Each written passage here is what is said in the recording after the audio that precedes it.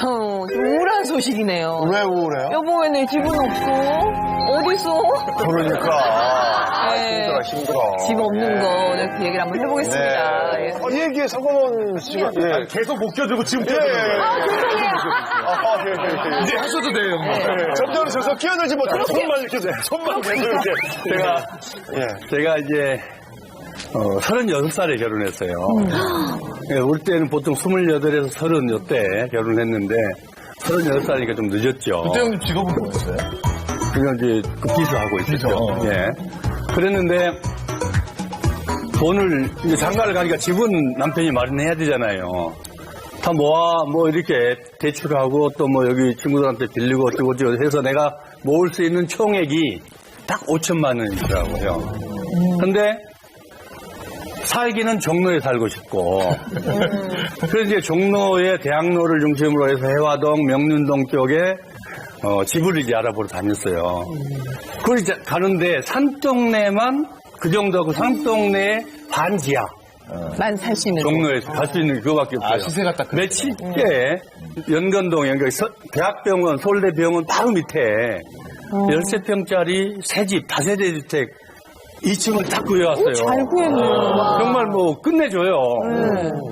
그래 이제 들어갔죠. 들어가서 사는데 문제는 새벽마다 잠자고 있는데 깨워서 차 빼주라. 그렇지. 그다음에 일주일 어쩔 때는 한 달 일주일 계속 차 사이드 미러가 깨지는 거예요. 차 사이드 미러 하나 누가 깨버리고. 갖고 지나가다 네, 차버리고. 그래, 그 하늘에 몇십만 원씩 들어갑니다. 예. 그 테이프로 붙여갖고 다니기도 하고. 네. 이랬는데, 더 제가 지금 생각해보면 참, 그 미안했던 것은 아내에게 미안했던 거는, 부산 여자거든요. 따뜻하잖아요. 겨울에 샤워를 할 수가 없다. 추워서. 보일러 고장났어. 추워서. 안 나와. 아니, 이 단열이 안 되니까. 뭐, 이제 샤워장까지, 이제 욕실까지, 난방을 할 수는 없잖아요.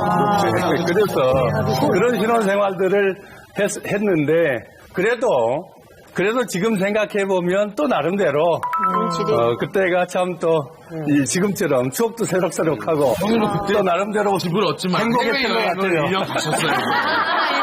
그랬으면 그 힘으로 살았을 텐데. 해외 1년 못 가는 돈입니다. 그러니 서건원 씨의 이야기입니다.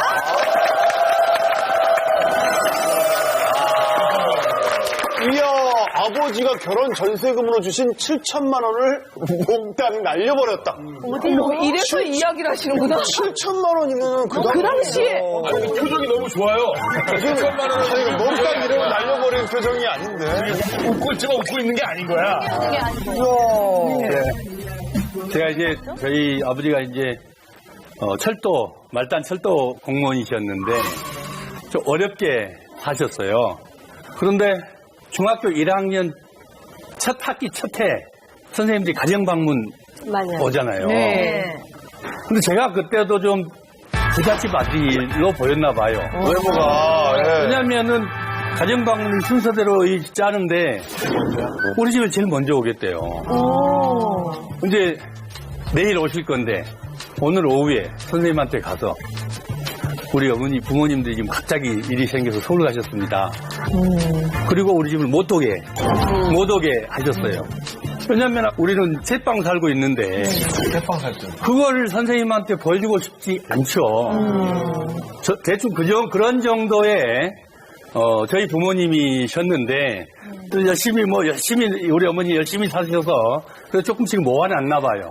한날은 부모님들이 내려오라, 니 좀 내려와 봐라, 순천으로. 그래서 내려갔더니 얼마면 아파트 전세를 하나 얻을 수가 있네요. 그래서 왜요? 그랬더니 우리가 지금 돈을 못 버니까 장가를 안 가고 있는 것 같아서 그래서 그냥 의논해서 우리가 의논했다. 예, 아파트라도 하나 얻어주자. 그러더라고요. 근데 사실 그때 제가 종로에 제 동료 후배하고 같이 카페를 하나 하기로 했어요. 둘이서 한 5천만 원씩 너무 안 어울리는데 모으면 카페. 한 1억 1억 정도 하면은 괜찮겠다. 그럼 그때 저희들이 돈도 못 벌고 있을 때고, 또 그때 우리가 모시던 분이 국회의원 떨어져서 화도 나서 우리가 사랑방도 하나 만들자. 그래서 다음번에 우리가 반드시 먹는다.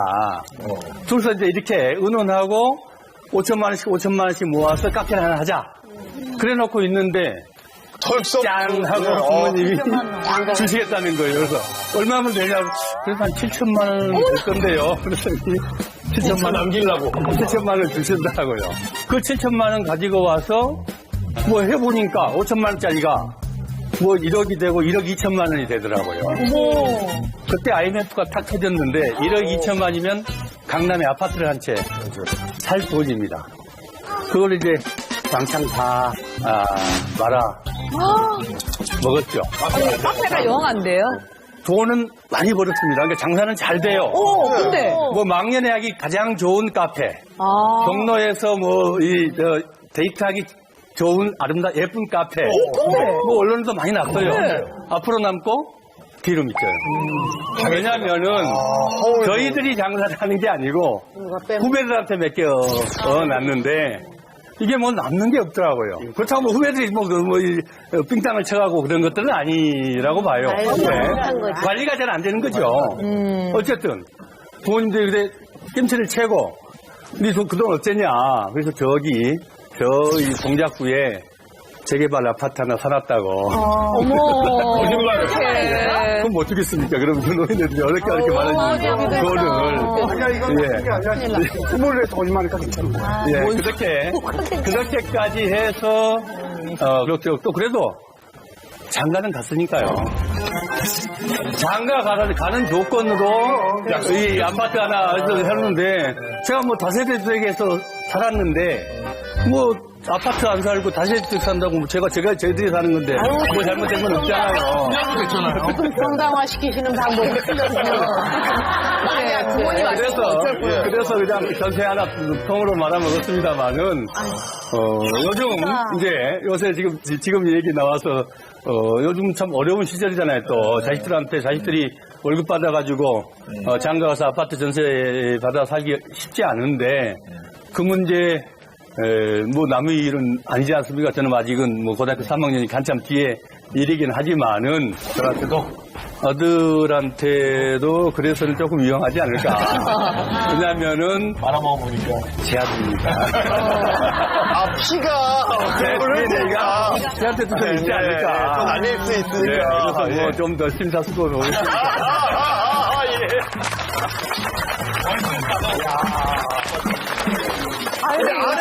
아내께서는 그걸 아세요? 7천만 원 날린 거? 제가 7천만 원, 그러니까 1억 2천까지 됐다 그랬잖아요. 그때 이제 제 아내하고 연애를 하고 있을 때인데 그 돈 부족하잖아요. 그럼요. 그래서 제 아내한테 제가 이제 또 잘해서 이 돈 하면 돈을 많이 벌 수 있다. 데리고 봤지 현장도 좋아요. 그래서 아내 돈도 4,500만 원을 꽂죠. 그럼 얼마야? 7천만 원이 아니라 1억 한 2, 3천 된다니까요. 1억 1,500. 근데 중요한 거는요. 부모님 그거 돈만 7천만 청산하면서 원이고.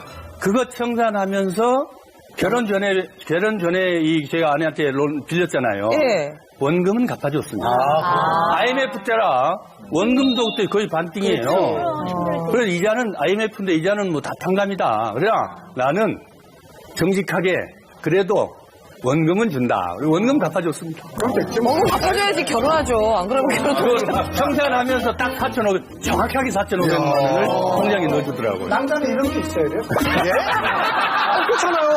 물론 부모님이 집사람가 7천만 원 줬지만, 물론 그 7천만 원보다 더 잘 될 수 있으면 투자할 수 있죠, 당연히. 그 덕에 이제, 그러면. 그 덕에 또, 그 다음에 국회의원, 우리 당연하죠. 모시던 분이 예. 국회의원 됐고, 나중에 대통령도 됐잖아요. 그 덕에?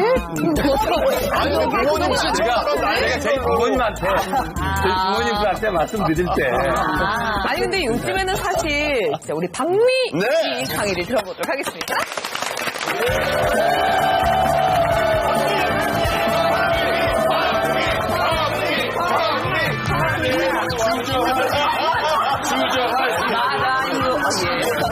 오늘 주제는 노후 준비는 집 한 채로 성공하자 이렇게 마련해봤습니다. 박미가 주장하는 절대 실패하지 않는 부동산 투자 10개명은 먼저 1번, 살 때도 항상 팔 때를 고려하라. 여러분들은 집을 사실 때 얼마에 샀는지 굉장히 중요한데 그거보다는 뭐 위치라든가 자기가 살기 편하고 큰 집이라든가 또 약간 목에 힘을 줄 수 있는 그런 집들을 생각하고 집을 구하는 경우가 많습니다. 저는 그것보다는 언제든지 부동산을 구입할 때는 처음에 값이 얼마였는가 그것을 판단을 하고 집을 구하시는 것이 좋을 것 같고요. 그 값을 측정을 해서 살 때는 항상 팔 때를 고려하게 되어 있습니다. 네, 그 다음에 두 번째는 위치. 우리가 어느 지역에 집을 살 것인가. 그 위치와 관리 상태. 제가 부동산을 살 때는 항상 아파트든 집이든 첫 번째도 관리, 두 번째도 관리, 세 번째도 관리인 듯이 집이 상태가 잘 돼 있는 집. 굉장히 골격도 잘 돼 있고 안에 들어가면은 별 큰 수리를 안 하더라도 그 안에 내부들이 튼튼하게 돼 있는 집들을 사셔야 될 것 같습니다. 세 번째는 부동산의 진정한 가치는 황금성. 예, 그 부동산의 가치가 어느 정도의 황금성을 나중에 진정으로 우리에게 포인트를 줄 것인가 그것을 보시고 사시면 될 것 같고요. 짜장면집이 있는 것도 괜찮아요. 예, 뭐 우리가 시켜 먹기도 편하고 그런 거는 이제 네네네. 그 네 번째도 똑같은 조목이긴 합니다. 처음값, 즉 분양가가 얼마인지 꼭 확인을 하라입니다. 아파트들은 이제 처음값이 정해져 있죠. 5억이면 5억. 그런데 이제 나중에 살 때 이게 세월이 흘렀는데 10년이 흐른 다음에 경기 흐름에 맞춰서 보니까 한 2억 정도 올랐네. 어느 정도 값이 될 건가? 그 정도는 예측을 하기 위해서 그 동네를 많이 공부를 하셔야 될 것 같습니다. 자, 그 다음에 주식에도 굉장히 많은데요. 우리는 무릎에서 사서 어깨에 팔아라. 이런 룰들이 있는데 부동산도 같습니다. 어떤 거든 욕심을 내면은 부동산은 왜냐면 굉장히 사기는 쉬운데 팔 때는 굉장히 어렵죠. 네, 그래서 그 욕심을 내는 것보다는 어느 정도 경기가 좋아지면 자기가 계획한 대로 1억 정도를 덜 가져가더라도 집을 매각하는 것이 좋을 것 같습니다. 그 다음에 금리와 동기 변동을 반드시 체크하라. 이것은 지금 세계 금융의 흐름이 어떤지 특히나 환율. 네, 환율이 이동이 있으면 주식, 그 다음에 저축성이라든가 부동산이 폭락할 확률이 많기 때문에 그런 인터넷이라든가 한 번 정도 그냥 땅땅땅 쳐보면 그랬구나. 코스닥 이런 것들이 어떻다 이런 걸로 공부하실 수가 있을 것 같아서 금리, 경기 변동을 반드시 체크해 주십시오. 그 다음에 인터넷 사이트를 믿고 집을 구하지 마십시오. 네, 인터넷 사이트는 인터넷 사이트로 젊은 친구들이 많이 하는데 사실 현장을 가서 보면은 그런 값은 없어요. 네. 그리고 우리가 원하는 싼 집은 항상 문제가 있고 그리고 전세든 그 집을 샀다 하더라도 문제가 있으면 부동산을 통해서 저 이 집에 물세요 좀 도와주세요 할 수 있지 않습니까? 인터넷 같은 경우에는 그런 게 전혀 없습니다. 네. 그래서 인터넷보다는 발품을 팔아서 본인이 잘 집을 매도하거나 또 매각을 하거나 또 월세를 얻거나 그랬으면 좋겠습니다. 그 다음 9번째는 9번째입니다. 사겠다고 마음먹은 부동산은 몇 번이고 현장을 찾아가서 수십 번에 걸쳐서 체크를 하셔야 합니다. 예. 저 같은 경우에는 지금 최근에 작년 제주도에 집을 마련했는데 그 집 같은 경우에는 38년 전 제가 공론을 갔다가 중문관광 단지 라인에 꼭 언젠가는 성공하면 집을 사겠다. 결국 38년 만에 소망을 이뤘습니다. 38년 전에 찍은 집을 진짜요? 감동적이었겠네. 집착이 대단하시다. 이거는 진짜 그래서 38년 전에 공연 거기뿐이 아니고 많은 공연을 다녔지만 거기가 가장 발전할 요소가 많을 것 같다. 네, 그래서 이제 어디요? 굉장히 궁금해하신다. 네, 아주 그냥 아주 어려운 질문을 하셨는데요. 예, 값은 나중에 말씀드리겠습니다. 10번째는 사실 부동산을 살 때 똑바로 된 집들이 있어요. 우리가 내가 생각했던 저 집이 그거라 생각을 하면 깎지도 말고 보지도 말고 무조건 계약하라. 네. 10번째에 들어가는데 왜냐면 예를 들어서 10억을 투자했는데 한 300만 원 정도가 나온다. 사실 불로소득 중에 가장 좋은 소득이 임대소득입니다. 네, 그래서 세금을 또 많이 내죠. 그래서 그 300이라는 것은 모든 경비를 뺀 300을 얘기하는 거예요. 그렇죠. 근데 그 전에 우리가 10년 전이나 20년 전에는 거의 6%까지도 나왔었어요. 옛날에는. 근데 이제 앞으로의 부동산들은 좀 퍼센트가 낮아질 확률이 있고 지금도 많이 낮아져 있는 상태인데 그래도 일 안 하고 나이가 들면 조금 나오는 월세로 우리가 세상을 살면 편하지 않나요? 거기다가 또 내가 생각했던 값이 10억이었는데 갑자기 8억 5천 9억의 시장에 나왔다. 아니야. 그 이유는 있어요. 거기다가 또 내가 생각했던 값이 10억이었는데 갑자기 8억 5천 9억의 시장에 나왔다. 아니야. 그 이유는 있어요. 그 이유는 있지만 그런 것은 알 필요도 없고 우리가 집세랑 잘 맞고 내가 노후에 대책으로 충분히 이 물건 하나로 살 수 있다라고 판단되면 깎지도 말고 사라고 말씀드릴 수 있겠습니다. 사실 부동산도 주식의 우량주처럼 오르는 지역이 있습니다. 예. 그래서 그 오르는 지역을 판단을 잘 하고 들어가면 1년에 5억을 주고 샀는데 1년에 5천만 원씩 올랐다. 5년이면 7억 5천이죠? 예. 그렇다면 집을 1년에 10%씩 오를 수 있는 집은 어떤 집이고 노후 대책으로 집 한 채로 성공을 할 수 있는 그 집은 어떤 집인가?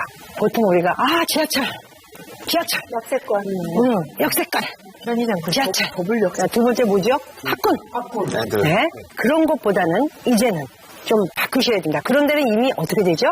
집값이 올라있기 때문에 그렇다면 집을 1년에 10%씩 오를 수 있는 집은 어떤 집이고 노후 대책으로 집 한 채로 성공을 할 수 있는 그 집은 어떤 집인가? 보통 우리가 지하철 역세권 편의점 지하철 두 번째 뭐죠? 학군 네? 그런 것보다는 이제는 좀 바꾸셔야 된다. 그런 데는 이미 어떻게 되죠? 집값이 올라있기 때문에 새로운 개발을 하셔야 됩니다. 예. 그렇게 새롭게 개발을 하는 사람들이 누구냐면 바로 재벌이 워낙 돈이 많기 때문에 자기네가 스스로 발전을 만들고 또 땅을 사고 이렇게 해서 한 타운을 만들기 때문에 그 타운 안에는 못 들어가지만 그 옆구리 타운은 얼마든지 저희가 들어갈 수 있습니다. 그래서 아까 말씀드린 대로 이제는 지하철, 학군, 교통, 인프라 이런 걸 따지지 말고 동네를 따져야 합니다. 예. 그 다음에 저는 조금 색다르게 주차장이 잘 되어 있는 동네를 찾으셔야 합니다. 예. 그래서 이제는 시대가 바뀌었기 때문에 선진국처럼 주차장이 확실하게 되어 있는 곳, 특히 그런 곳들은 외곽만 있는 것은 아닙니다. 저는 사실 외곽을 그렇게 특별하게 허허벌판을 추천하진 않습니다. 이 정도만 하겠습니다. 그래서 중소기업에서 줬는데 주차장이 천장도 높고 너무 잘 돼 있다. 그런 집을 선택하시면 값도 싸고 나중에 오를 확률이 엄청 많다라는 것을 말씀드리고 싶습니다. 오늘의 마지막으로 제가 한마디를 드리자면 집은 꼭 있어야 됩니다. 네. 그리고 이사도 집이 있다면 언제든지 뭘 하든지 자신감이 있다는 거. 어디 가서 얘기를 하더라도 얘기가 이루어질 수 있다는 거죠. 그래서 제일 중요한 것은 세계적인 경기 흐름 그리고 달러 환율이 어떻게 변하고 있나. 우리는 폭등하나 폭락하나 굉장히 보셔야 되고 주식시장도 많이 체크를 하시면서 공부 많이 하셔서 좋은 집 마련하셔서 노후 대책 한 채로 성공하시기 바랍니다.